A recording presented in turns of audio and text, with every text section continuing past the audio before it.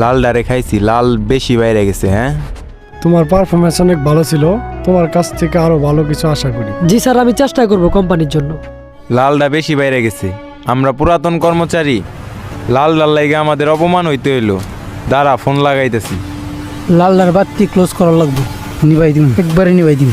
Hello bike না, রা রা রা রা রা রা রা। তুই তো অনেক দিন যাবত গোসল মুসুল করস না, শরীরে হিটমিট নাই।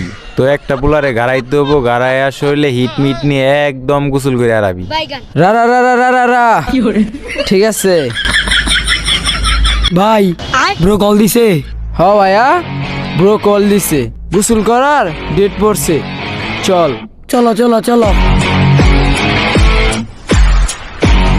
ভাই, আসসালামু আলাইকুম। শোন, তেরা বেকা বুঝি না, লাল ডারে খাইয়া দিতে হবো।